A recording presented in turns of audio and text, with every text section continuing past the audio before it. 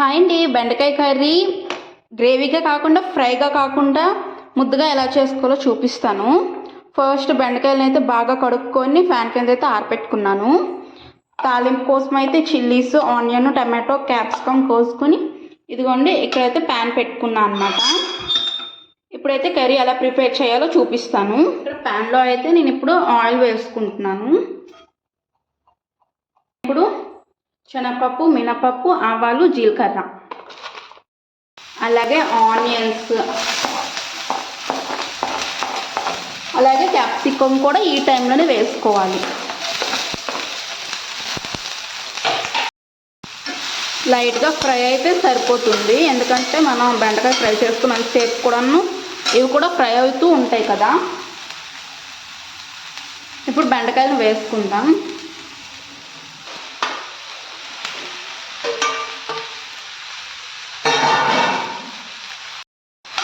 ఇప్పుడు మొత్తాన్ని మిక్స్ చేసుకుందాం.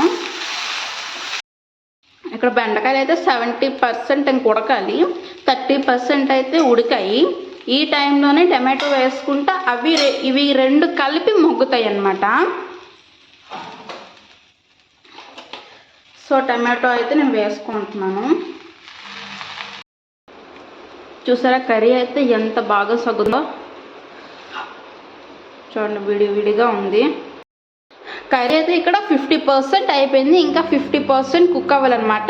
ఇప్పుడు 50% ఉడకాక మనం ఇందులోకి పసుపు, ఇక్కడ కర్రీ చూసారా ఎంత చక్కగా కుక్ అయిందో. ఆ టమాటో తోటి ఆ వాటర్ తోటి ఉడికిపోయింది అనమాట. చూసారా ఎంత విడివిడిగా. ధనియా పౌడర్, నేను ప్రతి నాన్ వెజ్ కర్రీస్లోకి అయితే ఇది వేస్తాను.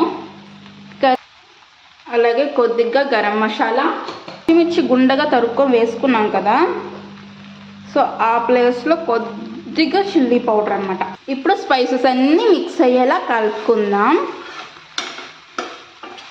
కర్రీ కుక్ అయిపోయాక కూడాను దీనిపై లిడ్ క్లోజ్ చేయొద్దు, ఎందుకంటే ఆవిరి వాటర్తో కూడా జిగురు అయిపోవచ్చు లాస్ట్లో కూడా కర్రీ. సో ఇలా ప్రిపేర్ చేసుకుంటే మాత్రం చాలా పర్ఫెక్ట్గా వస్తుందని నేనైతే చెప్తాను.